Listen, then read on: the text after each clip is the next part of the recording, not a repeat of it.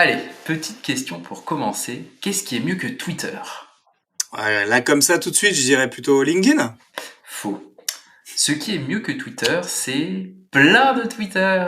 Voilà, tu m'inquiètes là, Rémi. Bonjour et bienvenue sur encore un podcast tech. Une sélection du meilleur de la tech une fois par semaine. Salut Greg, comment ça va? Ça va et toi? Eh ben ma foi, ça va. Écoute, je suis content qu'on reparle de Twitter parce que ça va faire 1 an que Elon Musk a commencé ses manœuvres de rachat. Ouais. Déjà, où on a enregistré déjà. notre premier épisode sur le sujet. Donc je crois que depuis, on en a enregistré 2 ou 3.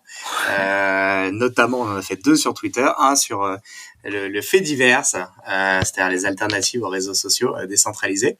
Et donc on a reparlé de Twitter. Et là, du coup, effectivement, on a un peu de bagage derrière nous sur ce qui s'est passé ces derniers mois, mais c'est pas vraiment le sujet. On va parler plutôt d'alternatives, si j'ai bien compris. Absolument.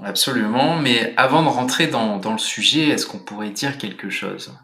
On peut toujours dire quelque chose. On peut déjà remercier les gens qui nous Par écoutent, exemple. toujours plus nombreux, avec laisser du feedback et compagnie. Donc on est notez-nous.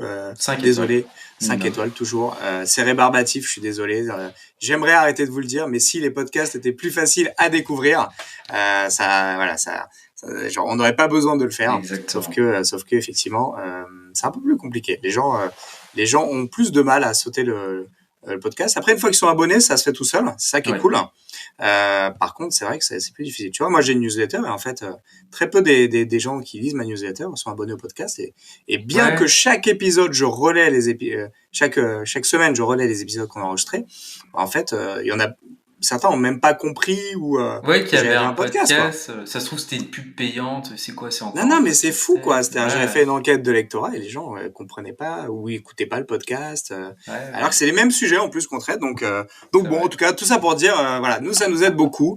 Ça nous motive à continuer. Et puis, de toute façon, on a toujours plein de choses à se raconter avec Rémi. Donc autant que vous soyez là. Nous, on bavarde tranquillement, de toute façon. Exactement. Et puis, d'ailleurs, vous êtes si vous voulez participer, vous pouvez laisser un petit message vocal on a le lien à chaque fois dans les notes de l'émission. Si vous avez un commentaire, si on a raconté une grosse connerie, si vous avez un éclaircissement à ajouter, là aussi, n'hésitez pas. Vous êtes peu à utiliser ce média. C'est dommage. On aimerait bien avoir des petits retours audio. Ça serait hyper cool. Mais voilà. Donc, n'hésitez pas si vous vous sentez inspiré. Ça prend quelques secondes. Il n'y a même pas besoin de s'inscrire. Ouais. Si vous êtes sur Spotify, c'est juste un bouton et puis vous enregistrez votre message. Exactement. Bon, du coup, on peut revenir peut-être à notre sujet du jour, Rémi. C'est parti. Alors, comme tu le disais, Elon Musk a racheté l'année dernière Twitter. Il a procédé à d'énormes coupures budgétaires en virant beaucoup de monde. Et donc, ça fait quelques mois que ça commence à être quand même bien déstabilisé, que l'expérience a changé. Moi, ce que j'ai vécu en tant que gros utilisateur quand même de Twitter, c'est qu'il y a énormément de bots, il y a énormément de spam, tout simplement parce que ils ont en laissant partir beaucoup de gens, ils ont notamment laissé partir, je crois que je sais pas, c'est toute l'équipe de modération, en tout cas une énorme partie. Et donc ça fait c'est un réseau qui devient très pollué. En fait, la plupart de mes notifications, c'est du spam et c'est des arnaqueurs en tout genre, quoi. Donc c'est un peu gênant. Ensuite, on a l'algo qui nous pousse des contenus qui sont parfois incompréhensibles en fonction de parce qu'ils sont pas du tout liés à nos centres d'intérêt. Parce qu'avant, Twitter, à l'ancienne, c'était juste dans ton fil d'actu, tu n'avais que les gens que tu suivais, que tu avais sélectionnés avec soin. Et maintenant, il y a un mix. Sur l'idée, pourquoi pas, ça pourrait être intéressant. Mais sauf que là, c'est un peu pété, quoi. Ensuite, à cause du gros micmac sur les verified, vous savez, les petites coches bleues qui avant étaient faites manuellement et affectaient aux personnes publiques, aux acteurs célèbres, aux gens en tout cas qui ont une certaine présence publique. Maintenant, ça a été il y a un peu un flou en fait. Beaucoup l'ont gardé. Des organisations, des journaux, genre je crois que c'est le New York Times qui ne l'a plus parce que Elon Musk ne les aime pas trop. Et n'importe qui, en fait, si vous payez l'abonnement qui est de, je sais plus, c'est 7, 8 ou 9 dollars par mois, vous pouvez avoir cette petite coche verified. Et le problème, c'est que du coup, on ne sait pas qui est sérieux ou pas. Est-ce que cette source, on peut lui faire confiance ou pas du tout, vu que n'importe qui peut avoir cette petite coche bleue. Et ensuite, côté technique, il a viré pas mal de gens, et quand on vire pas mal de gens dans une entreprise tech, ces gens-là, ils partent avec le savoir technique associé à tout ça.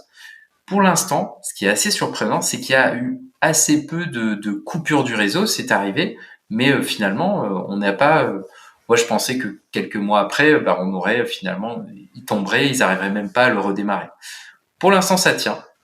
Donc, tant mieux pour les utilisateurs. Mais un des problèmes qu'il y a, c'est que en dehors des soucis techniques potentiels, c'est que toutes les données qui sont agrégées par le service, on sait plus trop. Et là, moi, j'ai moyennement confiance dans tout ce qu'elle pourrait, ce qu'il pourrait faire avec ces données-là.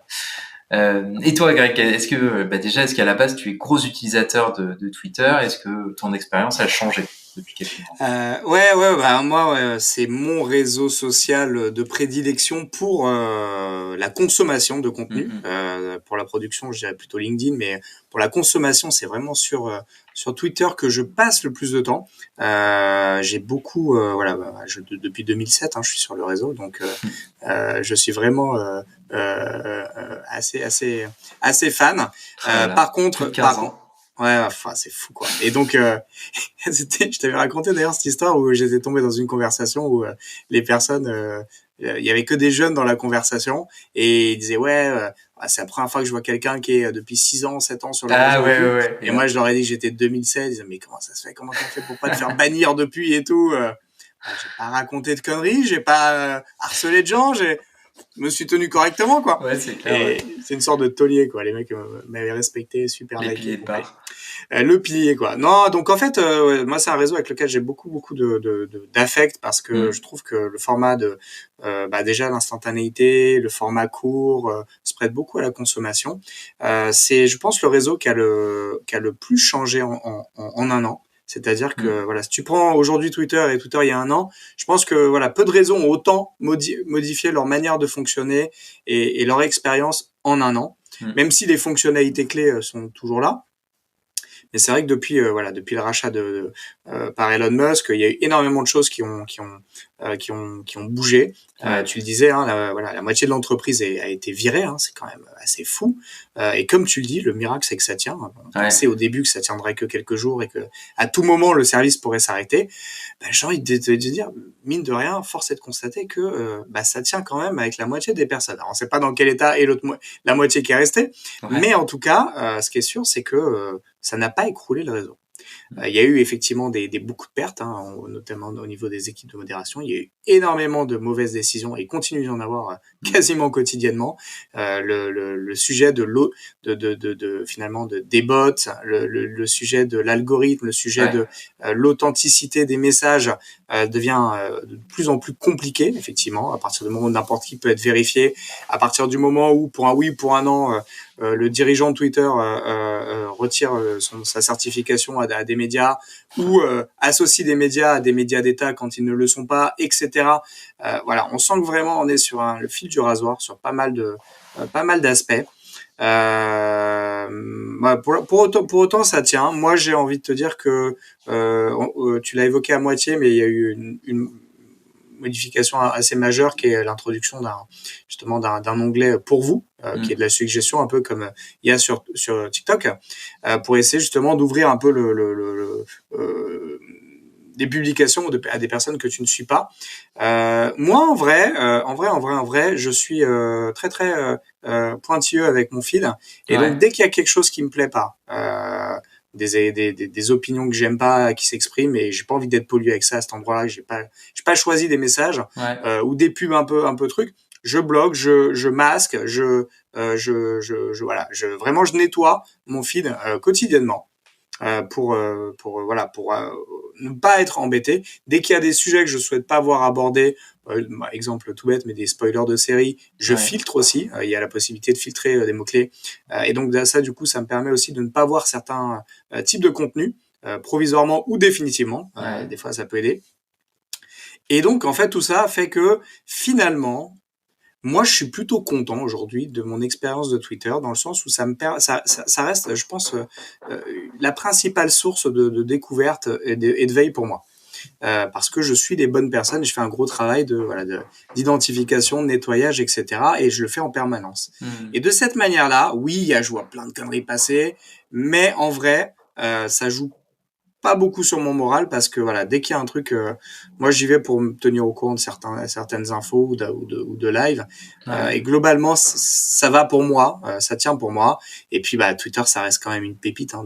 Et dès que tu commences à suivre des émissions de télé ou des lives ou des trucs comme ça, vraiment t'as des gens hyper doués qui font des trucs hyper marrants et hyper créatifs. Et ça, franchement, je me barre. C'est le réseau sur lequel je me barre le plus quand même. Ouais, c'est vrai. Même s'il m'horripile parfois.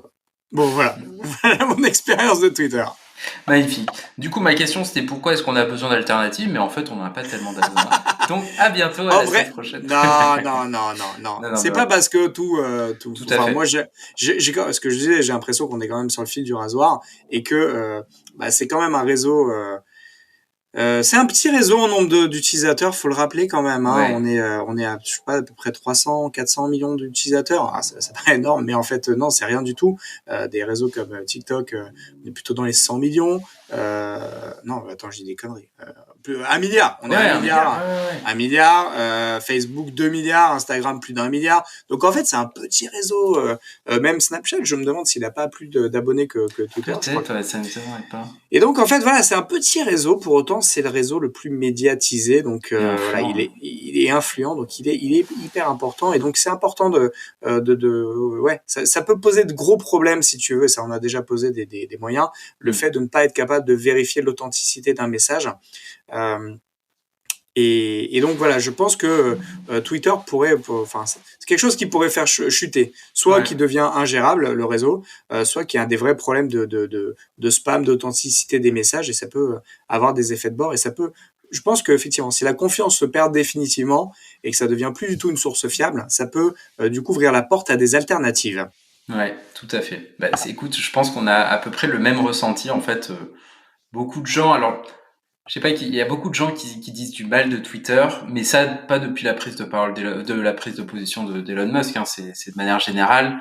Il y a une énorme visibilité de tout ce qui est contenu négatif, des réactions très extrêmes, notamment pendant les élections ou de manière générale, parce que l'algorithme fait que les choses qui nous choquent vont être plus partagées, plus commentées, et donc elles vont gagner en visibilité, donc ça fait un effet boule de neige. Mais j'ai la même impression. Pour moi, Twitter, c'est chouette parce que c'est une grosse place publique. Tout le monde est un petit peu sur un pied d'égalité. Et les exemples que j'adore particulièrement, c'est que n'importe qui peut communiquer ou en tout cas réagir aux commentaires ou aux posts de n'importe qui, notamment par exemple une personne publique qui va être un chef d'entreprise, un politique, qui va dire une connerie, et n'importe qui, avec un peu d'humour, peut le remettre à sa place, et parce que ce qu'il a dit c'était plutôt marrant, plutôt bien finement écrit, il va être liké, et du coup ça va lui apporter de la visibilité, et donc ça peut permettre de moi j'aime pas le bullshit parce qu'il y en a beaucoup, et là c'est un réseau sur lequel tu peux pas, en tant que entreprise ou même politique, faire trop de bullshit, parce que tu peux avoir d'un instant à un autre un mec qui répond, qui te casse tout ton truc, et qui met quelques liens pour montrer que tu dis que des conneries. Et ça, je trouve ça assez chouette parce que ça met tout le monde sur un pied d'égalité. Ouais, c'est très vrai ce que tu dis. Ça me fait penser à un exemple que j'ai vu il y a quelques jours seulement, où tu avais un compte Twitter français qui reprenait vraiment, mais mot pour mot, des messages d'un compte anglais sur des outils d'IA, etc. Donc vraiment, c'était une traduction mot pour mot, sans bien sûr créditer du tout l'utilisateur initial, sachant que sur Twitter, tu peux d'un bout d'un clic traduire n'importe n'importe quel tweet, pardon. Et donc, il s'est fait très très vite capter. Et voilà, c'était une shitstorm pour lui, parce que voilà, il a vraiment fait un truc un peu de cingouin en essayant de s'approprier le travail et d'un autre, et c'est pas passé du tout, quoi. Et donc c'était assez marrant à voir. Et c'est vrai que voilà, ça revient à ce que tu disais, c'est que effectivement, tu fais pas illusion très longtemps sur Twitter, quoi. Ouais, c'est clair. Et c'est ça, moi c'est ça que j'aime bien, c'est j'utilise en source d'information parce que c'est rapide, c'est efficace, tu as une instantanéité et tout ça sur vraiment tous les sujets. Je pense que tu trouves ta passion pour une poterie du Moyen Âge, je suis sûr que tu vas trouver des gens qui en parlent et tu vas pouvoir échanger avec ça. Donc c'est assez fou. Et un lieu de découverte, moi j'en ai parlé plusieurs fois, j'aime beaucoup les NFT et c'est une manière d'interagir directement avec des artistes qui vont poster leurs créations. Tu peux leur dire j'ai bien aimé ça. J'ai eu plusieurs échanges avec des artistes émergents et c'était super sympa parce que eux ça leur fait plaisir d'être en contact direct avec des gens qui apprécient leur travail. Et nous, en tant que appréciateurs, on peut échanger directement avec l'artiste. Donc c'est très cool. C'est vrai, Rémi. Juste pour revenir là-dessus, c'est hyper important. Je pense qu'on le néglige. On a tendance à l'oublier, mais les réseaux sociaux, pour tout ce qu'ils peuvent apporter de mal et de négatif, sont quand même un moyen unique dans l'histoire de permettre de mettre en relation, de répondre à des gens. Effectivement, demain, tu peux répondre à Barack Obama, quoi. Tu peux répondre au président. Tu peux répondre.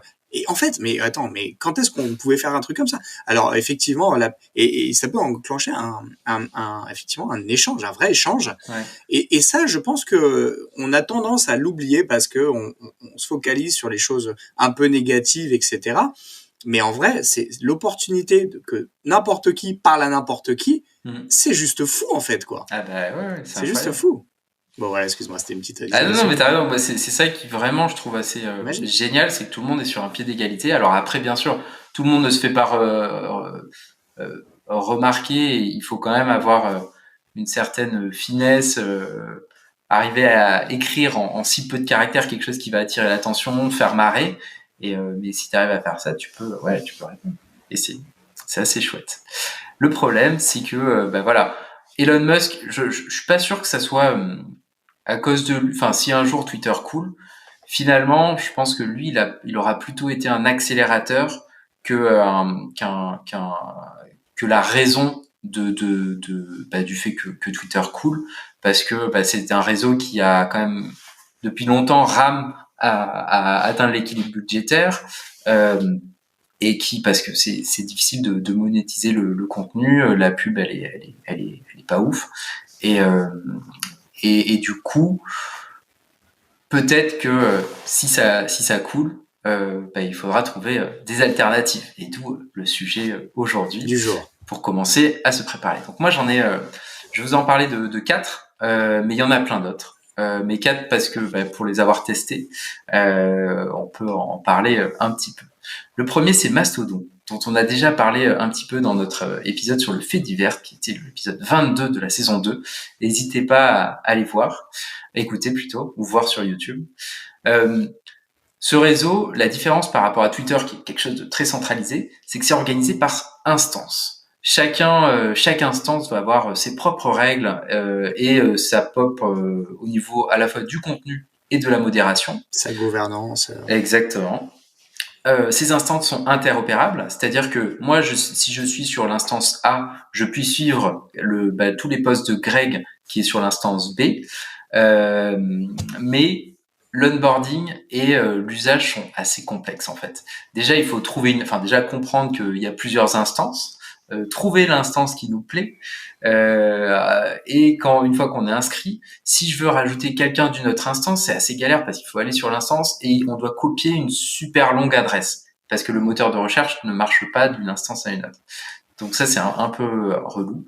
Et ensuite, le flux est sans algorithme. Je pensais pas que je le dirais un jour. Moi, j'ai crié quand Twitter a changé son algo, où en fait, c'était par ordre chronologique, c'est-à-dire que le message qui apparaît, c'est celui qui a été posté le plus récemment. Et quand Twitter a lancé un algorithme en essayant de faire un petit peu comme Facebook et Instagram, montrer le contenu le plus susceptible de nous plaire, j'ai crié, c'était inadmissible. Et en fait, c'est pas mal. Quand c'est bien fait, c'est bien. Sauf que là, Mastodon, c'est un flux sans algorithme. Et donc, tout est posté au fil de l'eau. Et donc, quand on n'y va pas souvent, on y revient, et là, on a souvent plein de posts d'une seule personne, parce que on a des gens qui vont poster beaucoup et d'autres pas beaucoup. Notamment, je crois que je suis abonné je crois que c'est Mediapart ou Arrêt sur Image, je sais plus, l'un des deux. Et quand j'y vais, eux, ils postent peut-être la plupart des articles qu'ils vont mettre en ligne, ils postent un lien pour les partager. Et sauf que je n'ai que eux sur ma timeline. C'est un peu, c'est pas très riche. Mais comme je pense que ça vient de comme tous réseaux sociaux, en fait, il faut arriver à recréer son réseau social, arriver à recréer des connexions avec les gens qui nous intéressent. Et c'est ça le gros challenge, je pense, sur tous les réseaux, c'est que faut arriver à trouver ces personnes, que ces personnes soient sur le réseau et pas sur un autre réseau. Donc c'est ça un peu le challenge. Ensuite, t'avais des trucs à rajouter sur Mastodon parce que je sais que tu l'as testé aussi. Ouais, je l'avais un peu testé. Je partage ce que tu disais concernant l'onboarding, quoi. C'est quand même pas très simple de comprendre cette notion d'instance, etc., de voir comment, en fait, elles ne sont pas interconnectées les unes entre elles, donc avec des règles différentes. Et puis surtout, moi, les quelques-unes que j'avais testées, j'avais l'impression que c'était un peu vide. Du coup, pas beaucoup de publications, et ce qui fait qu'effectivement, quand tu suis une personne et elle a le malheur d'être active, effectivement, tu peux avoir l'impression d'être juste sur son flux à elle, parce que ça peut vite prendre de la place. Donc ouais, il y a eu beaucoup d'attentes sur Mastodon quand il y a les annonces de rachat et les rumeurs et la confirmation, avec je pense un bump des téléchargements, etc. Mais ça reste quand même pas hyper simple pour le grand public, et puis se pose le problème du contenu, qui est la base de réseau social. On y va parce qu'il y a du contenu ou des gens qu'on veut suivre, et c'était pas trop le cas de Mastodon, et c'est un peu l'œuf et la poule, donc quand il y a pas de monde, les gens n'y vont pas, ne se connectent pas, même s'ils se sont créés un compte, ils vont pas y retourner parce qu'ils savent qu'il y a rien. Donc quelqu'un qui arrive et qui est nouveau, il voit il y a rien, et du coup il y va pas, quoi. C'est clair. C'est le côté social de réseau social. Ouais. L'autre réseau, c'est Post, P-O-S-T, qui est, je sais pas, il doit avoir un an et demi. Un des trucs qui fait le succès de Twitter, c'est qu'il y a énormément de journalistes et de médias qui, à la fois, ils vont pour s'informer, mais aussi pour informer et partager des actus. Le but de Post, ça a été de remplacer Twitter en mettant des articles et des intervenants de qualité au sein d'un même réseau social. Et donc son but, c'est vraiment de dire aux journalistes et aux médias, hey, coucou, venez nous voir. C'est hyper simple à utiliser, l'interface est claire. Si on a utilisé Twitter, on est vraiment en terrain connu. En arrivant, la particularité, c'est qu'on reçoit des points, donc 50 points, que l'on va utiliser pour débloquer des contenus qui sont gaietés en quelque sorte, sur lesquels il faut payer pour y accéder. Et ça, c'est assez intéressant comme idée. Et il y a plusieurs nouveaux concurrents remplaçants potentiels à Twitter qui essayent de tester ça. L'idée, c'est de permettre aux créateurs de contenu de monétiser ce contenu directement sur la plateforme. Parce que sur la plupart des réseaux sociaux, que ce soit Facebook, Twitter, TikTok ou autre, en gros, vraiment analyse au doigt mouillé, 99% de leurs revenus, ça vient de la pub qui est affichée. Et donc, en proposant cette sorte d'alternative à la pub, on peut imaginer un écosystème un peu plus sain et une expérience plus vertueuse, où en fait on va avoir un fil d'actualité, et quand on va voir, on voit un article qui passe, qui a l'air intéressant, hop, je donne un point pour débloquer cet article et pouvoir le lire, et l'utilisateur est le créateur de contenu est directement rémunéré. Et donc on pourrait imaginer ensuite que les créateurs de contenu, ils puissent animer leur communauté directement sur Post plus facilement et avoir un lien direct avec cette communauté de gens fans qui sont prêts à payer pour le contenu. Un peu comme ce qu'a réussi à faire Substack, par exemple, en devenant le paradis des créateurs de newsletters et en les aidant à très facilement monétiser ces newsletters pour pouvoir vivre en fait dans l'idéal de leur newsletter. Et donc, c'est intéressant cette moi je trouve ça cette approche de rémunération, et le fait de dire que quand tu commences, quand tu crées ton compte, tu pars pas de zéro, on te donne un petit peu cette monnaie virtuelle avec des points, et que du coup, de la même manière que voilà, pour profiter, pour avoir accès à certains contenus, tu vas donner de cette monnaie-là, et puis tu peux, j'imagine, en acheter de nouvelles, et du coup ça entretient un réseau de créateurs, et puis c'est pas vraiment un système d'abonnement, puisque ça serait plutôt à l'acte, si j'ai bien compris. Ouais, tout à fait. Alors peut-être qu'après ils vont mettre des systèmes d'abonnement illimités, mais pour l'instant c'est à l'acte, ce qui est pas mal. Pas con, ouais. Mm-hmm. Ok. Et donc j'enchaîne sur Substack, qui a lancé, c'est le petit nouveau qui est arrivé, je crois, la semaine dernière, ou il y a 10 jours, ils ont lancé leur Substack Note, qui est pour le coup concurrent direct de Twitter. Donc petit rappel, Substack c'est la plateforme qui a explosé pendant le Covid, permettant à n'importe qui de lancer sa newsletter hyper facilement. Greg l'a utilisé. Quand on dit n'importe qui, c'est vraiment n'importe qui, genre. Ah ouais, n'importe, nous par exemple, vraiment n'importe Exactement. qui. Il n'y a aucun contrôle, c'est inadmissible. Greg l'a utilisé, donc ne l'utilise plus maintenant. Moi aussi, je l'ai utilisé. C'était pendant 2 ans, quand même. Hein. Ouais. 3 ans. Eh ben oui, depuis 2020, ouais. Et ouais, donc, ça date. Très belle plateforme. Ouais, franchement, vraiment chouette. Et d'ailleurs, on l'utilise pour la newsletter qui présente chaque épisode. N'hésitez pas à aller vous inscrire. Et donc, bref, ils ont lancé récemment Substack Note, qui est plutôt classique, un fil, sur lequel chacun peut poster ce qu'il veut sur un format plutôt court. On peut liker, commenter, repartager les posts. Donc là, rien de foufou. Et on peut, ce qui est très facile, s'abonner à des auteurs et voir d'un coup d'œil ceux auxquels on est abonné. Donc ça, c'est assez chouette. Et moi, je trouve ça assez malin comme produit de la part Substack. C'était complètement inattendu. Alors là, pour le coup, je pense que ça a surpris beaucoup de monde, même si c'est assez logique. Et c'est assez malin parce qu'en fait, ils ont réussi à attirer énormément de créateurs de contenu influents sur la plateforme. Donc il y a des gens comme Craig et moi très sympathiques, mais il y a aussi des gens qui ont plusieurs centaines de milliers, voire peut-être des millions d'abonnés auxquels ils envoient chaque semaine, chaque jour leur newsletter.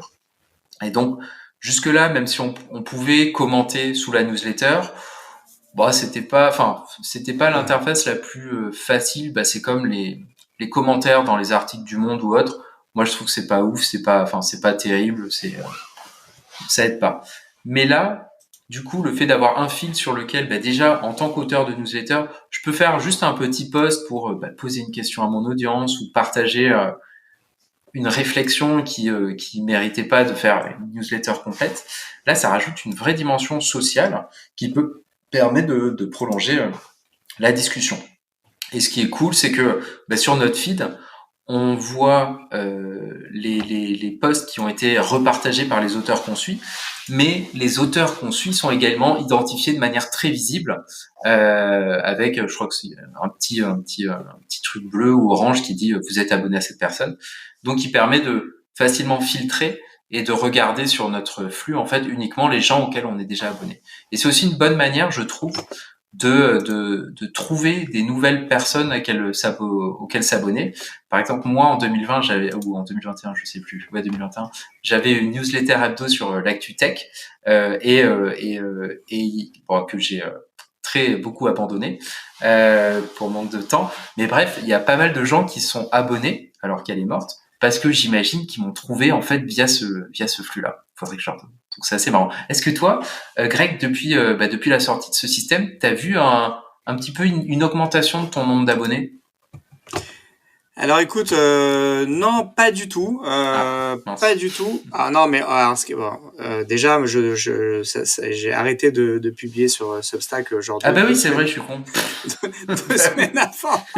Ah mince, le mauvais timing quoi. Faut relancer, abandonne tout. Donc du coup, non, j'ai arrêté. Maintenant, du coup, j'avais suivi de loin en vrai le lancement de Notes, c'est quand même un clone de Twitter. C'est vraiment Complètement. en termes d'interface, c'est exactement la même chose, quoi. C'est vraiment très très bien fait. L'imbrication avec Substack, pour moi, elle est intéressante, mais je pense qu'elle pourrait être poussée un petit peu plus loin. C'est-à-dire qu'aujourd'hui, effectivement, j'ai l'impression qu'il faut avoir un compte Substack pour pousser un contenu, et donc tu peux reboucler sur ta newsletter, donc c'est intéressant. C'est l'approche inverse de ce qu'avait fait Twitter pour info. C'est marrant d'ailleurs l'exemple, puisque Twitter avait racheté une boîte qui s'appelait GetReview et qui et on a fait un service de newsletter qu'on utilisait nous-mêmes du coup avant d'utiliser Substack. Tu vois, le monde est petit. Et donc ce système-là était, on pouvait s'abonner depuis le compte Twitter d'une personne. Là, c'est l'inverse en fait, exactement que fait Substack, parce qu'en fait, on parle de la création de newsletter et puis du coup, tu peux désormais publier des choses. Voilà, pour l'instant, moi, je découvre. J'ai pas trop passé de temps dessus. J'ai reçu plein de notifs quand ça a été lancé parce que toutes les personnes auxquelles j'étais abonné sur Substack ont lancé le truc. Voilà, moi, je pense que c'est une approche intéressante, en tout cas pertinente. Je préfère une approche comme ça parce qu'elle est intégrée à un écosystème qui existe déjà par ailleurs. Et du coup, voilà, moi ça me choque pas. Voilà, ce qui me manque un peu aujourd'hui, c'est l'articulation entre tout ça, parce qu'ils ont sorti plein de services, Substack, notamment un service de chat également.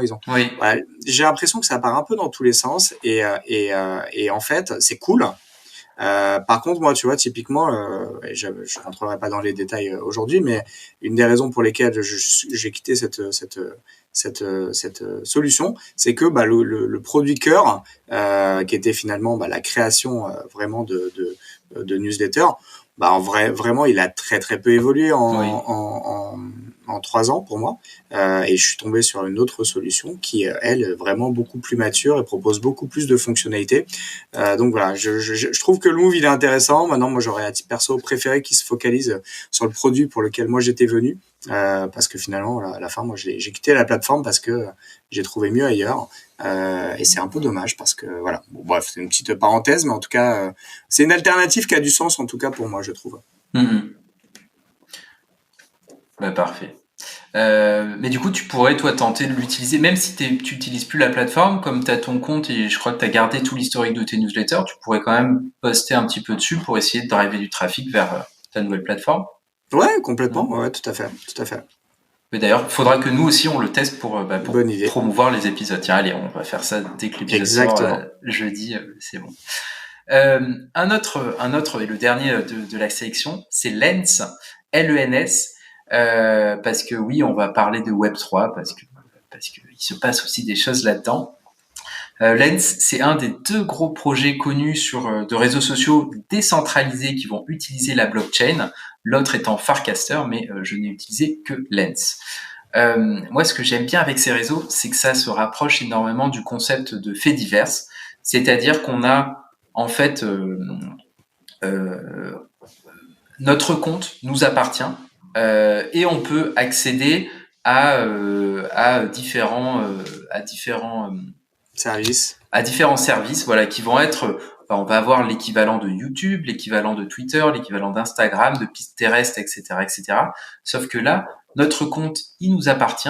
On choisit uniquement ce qu'on veut partager ou pas avec la plateforme, et on peut le faire bouger d'une interface à une autre. Et ça, c'est plutôt chouette parce qu'on n'est plus sur le modèle qui existait jusque-là, où on a ces énormes Facebook ou Twitter ou TikTok, dans lesquels notre profil finalement et tout ce qu'on fait est prisonnier de leur plateforme, vu que si je veux switcher par exemple de Twitter à YouTube, je peux pas, il faut que je crée un compte différent sur chacun d'entre deux. Donc c'est une autre manière de voir les choses que je trouve qui va plus dans le sens de l'utilisateur final en fait. Donc en gros, comment ça marche ? On se connecte avec un porte-monnaie numérique sur la blockchain Polygon. Et l'utilisation pour l'instant qui a le plus, c'est des sortes de Twitter. Et j'ai bien dit des sortes de Twitter parce que à nouveau, c'est décentralisé et donc on peut utiliser plusieurs applications différentes pour échanger des messages. Par exemple, sur Navigateur, si vous êtes sur votre ordinateur de bureau, vous pouvez accéder au service qui s'appelle Lenster, Lenster, c'est le plus simple. Et par contre, sur mobile, j'utilise une application qui s'appelle Orb, sachant qu'il y a d'autres applications. Là, en tête, j'ai Favor, Phaver, qui permet aussi d'utiliser ce réseau-là. Mais c'est ça qui est cool, c'est qu'en fait, on a ce modèle décentralisé et finalement accessible à tout le monde, sur lequel chacun veut se plugger. Ça ressemble un petit peu au final à l'email, sur lequel, que vous soyez sur Gmail ou Outlook, ou que vous ayez votre propre serveur email, n'importe qui, moi je peux envoyer un mail à Greg, même s'il n'est pas sur Gmail, s'il est sur Yahoo, ou sur, comment ça s'appelle, Wanadu, par exemple. Ou la Poste, ouais, tout ou à la fait. Poste, voilà. Je peux lui envoyer un email parce que ça utilise des protocoles standardisés. Et ça, je trouve ça assez intéressant. Alors, le fait de passer par la blockchain, ce qui est intéressant, c'est que on utilise un wallet, mais c'est ce qui va rendre le truc un peu galère, un peu comme pour l'accès à même plus compliqué que Mastodon, parce qu'on est plus sur la création d'email mot de passe, on est sur la création d'un wallet. Donc c'est un peu plus complexe, mais peut-être que d'ici quelques mois, ça va être plus facile des gens malins arriveront à trouver un moyen de faciliter tout ça. Et le truc qui est cool sur ce réseau-là, qui se rapproche un petit peu des essais de monétisation dans Post, c'est qu'on peut collecter des posts. En collectant un post, ça va créer un NFT qui va apparaître sur notre profil, sur l'adresse de notre wallet. Et ce qui est chouette, c'est qu'on peut rendre la collecte payante. C'est-à-dire que moi, je vais écrire un long article trop passionnant sur lequel je vais passer beaucoup de temps. Les gens peuvent collecter ce post-là et en me donnant de l'argent, enfin des crypto-monnaies en échange. Et l'inverse est aussi vrai. C'est-à-dire que on peut payer pour que les gens collectent. Et donc, dans le premier cas, c'est intéressant parce que vous êtes créateur de contenu et que vous soyez écrivain, musicien ou même auteur de podcast, parce qu'on peut aussi diffuser des contenus audio ou vidéo, on peut imaginer que les gens qui aiment notre contenu, ils collectent le post et ça nous rapporte un petit peu de sous, ce qui ne mange pas de pain. Et le deuxième cas, qui est aussi intéressant, donc c'est-à-dire le fait où moi j'ai envie que les gens collectent mes posts, c'est moi qui vais leur payer, donc on va payer en centimes de crypto, mais n'empêche que c'est un truc un peu intéressant. C'est comme si on faisait un petit peu de la pub pour que les gens nous follow, et voilà, exactement. Ou alors parce qu'on est super généreux. Et voilà, moi je trouve ça, c'est un concept assez intéressant. On va voir si ça va durer sur la durée, hein. Mais c'est intéressant. Ça permet d'avoir une autre approche aussi sur le côté décentralisé. C'est pas mal toutes ces expériences. Du coup, Rémi, à ton avis, est-ce que un de ces réseaux est une bonne alternative sur lequel il faudrait que j'aille me créer un compte? Est-ce qu'il faut que je le fasse? En fait, c'est le gros challenge, c'est ce qu'on disait en intro, c'est que Twitter est très difficile à remplacer. Il y a un énorme effet d'échelle. Tout comme tous les nouveaux réseaux sociaux, en fait, tu y vas parce que il y a des gens que tu as envie de suivre qui sont dessus. Twitter, il a quasi plus de 15 ans, comme certains vieux utilisateurs parmi nous peuvent en parler. Et il a eu le temps d'amasser plein d'utilisateurs qui ont beaucoup bossé, qui ont beaucoup posté pour bâtir des audiences. Et donc, déjà pour eux en tant qu'auteurs, dire je vais migrer sur Mastodon, mais du coup je n'ai plus accès à mes 100 000 ou 1 million de followers. Il y a un petit truc qui rend la pilule difficile à avaler. Et du coup, ensuite il y a deux autres éléments, la technicité. On l'a vu que malgré le fait d'avoir viré plein de gens, Twitter continue à fonctionner, mais c'est quand même chaud de créer un réseau où tout est live en fait. Dès que tu postes quelque chose, tu postes une photo, une vidéo ou même juste un texte, tout le réseau, potentiellement, tous tes abonnés vont avoir la notification et le voir en temps réel. Donc ça, c'est déjà le premier point qui est assez difficile et lourd. Enfin, ça demande quand même beaucoup de serveurs, de la capacité réseau pour que ça soit visible. Et ensuite, la modération. Ça, c'est peut-être la difficulté majeure que rencontrent tous les réseaux. Là,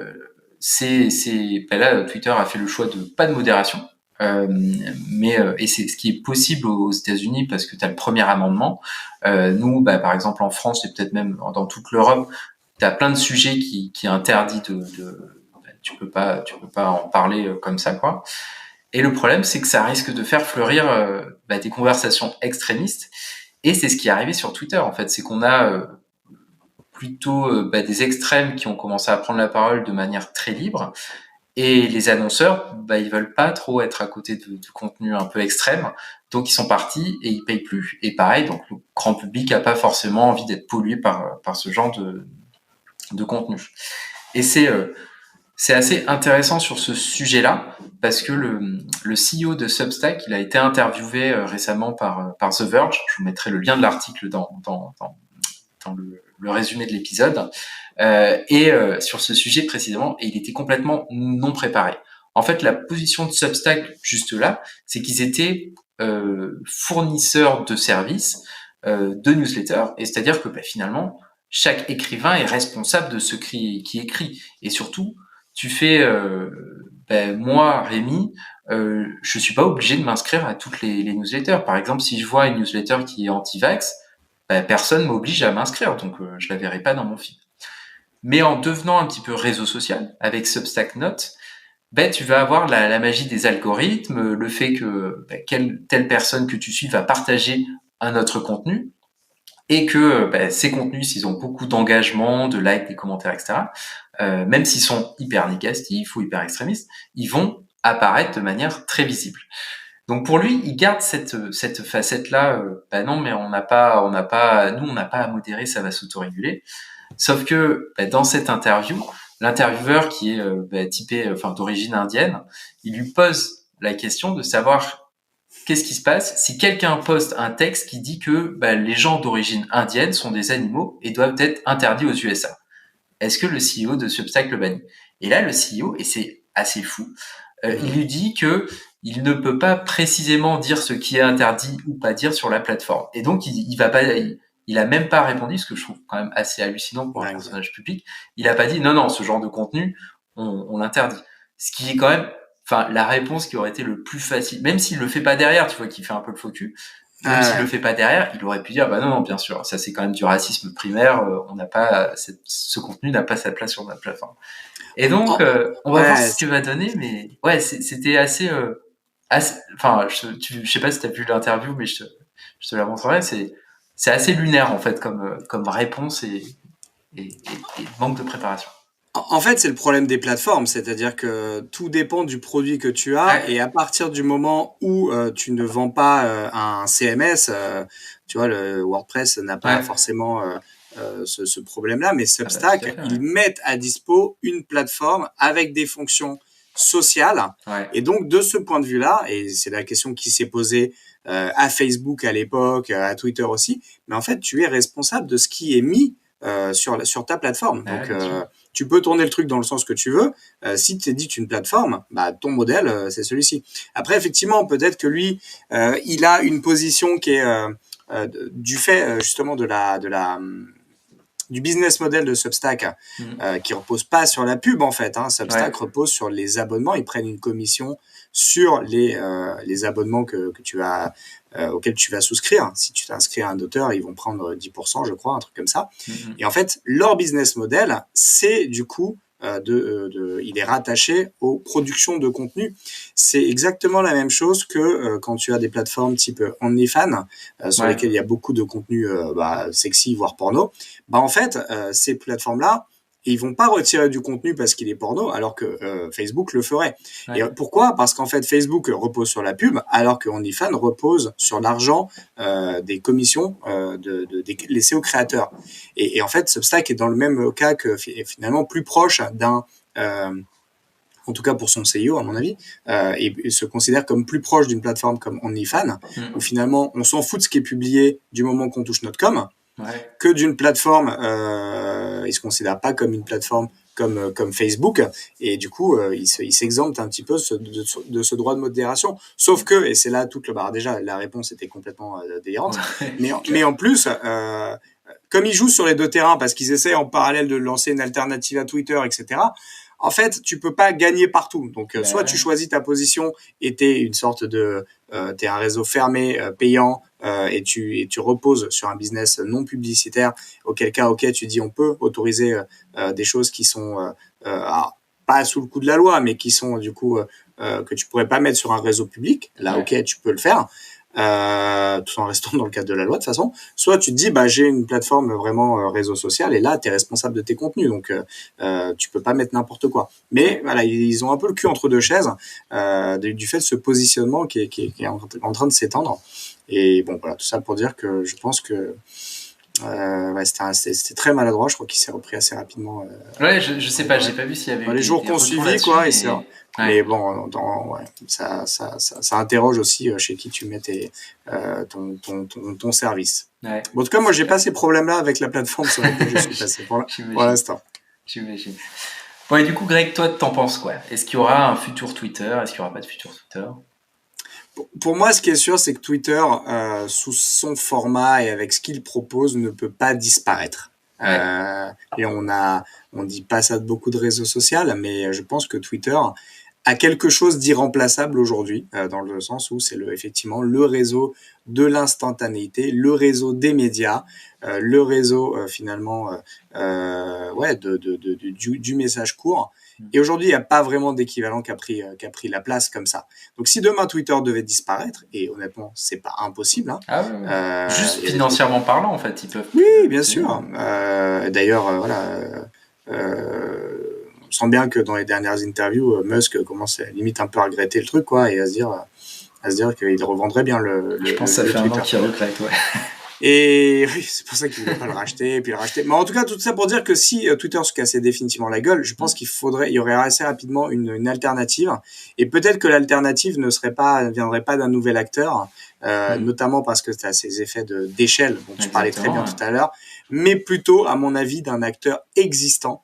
Moi, mon pari là-dessus, c'est que tu aurais un réseau type TikTok ou Instagram qui irait là-dessus. D'ailleurs, Instagram a en test des fonctionnalités de messages courts. C'est peut-être pas non plus un hasard complet, même si voilà, ça écarte beaucoup de sa vocation d'origine, mais Instagram est déjà de façon tellement éloignée aujourd'hui de ce qui était à l'origine.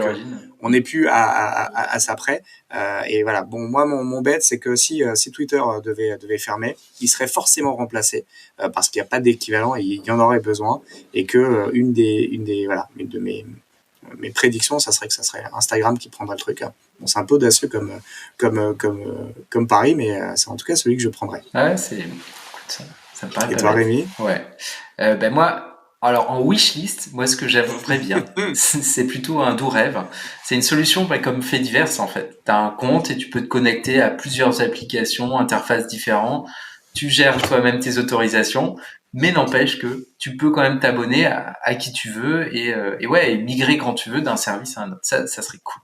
Et il y a pas mal de réseaux, d'entreprises, de projets qui se lancent sur ce créneau.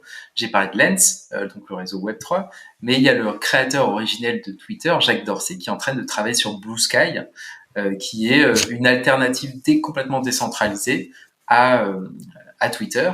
Tu en as parlé aussi, Meta, donc Facebook, qui bosse sur une alternative complète à Twitter. Mais bon, là, ça va pas du tout décentraliser, faut pas rêver. Et ce que j'ai lu sur de nombreuses analyses, c'est que ce qui pourrait être fait, c'est qu'il y aurait plus ce genre de réseau complètement où tout le monde vient, mais plutôt plein de réseaux plus fermés, communautaires, par exemple sur Discord. Bon, ça c'est pas, je trouve ça bien par communauté, mais j'aimerais bien qu'il y ait que ce côté de Twitter, cet outil complètement extraordinaire au final, cette grande place publique reste existe encore, donc pas forcément via Twitter, mais via un autre, un outil décentralisé, ça serait chouette. Écoute, complètement d'accord avec toi, Rémi. Donc affaire à suivre, en tout cas, on va suivre ça dans les mois et les semaines qui viennent avec attention. Exactement. Écoute, merci beaucoup, Greg. Merci à toi. De quoi on parle, Rémi, la semaine prochaine? En fait, non, c'est aucune idée. Eh ben, je vais te le dire. La semaine prochaine, on va parler du fléau. Là, je vais être un peu provocateur, des messages vocaux dans les messageries instantanées. Ah, m'en parle Les pas. Ouais, vocaux. je n'aime pas ça. Ouais, très bien. Très bien. Rendez-vous la semaine prochaine. Viens quand même la semaine prochaine. Rémi. Allez, On ouais, en parle. d'accord, quand même. Cool. Merci Salut, beaucoup. Rémi. Salut. Ciao. Ciao. Merci de votre attention. Si l'épisode vous a plu et que vous souhaitez nous aider, laissez votre avis sur Apple Podcast, car les podcasts, c'est le truc le plus dur à découvrir. Pour recevoir chaque nouvel épisode à sa sortie, abonnez-vous sur encoreunpodcast.tech. Vous pouvez également vous abonner à nos newsletters gregtayeb.substack.com et lebrief.tech.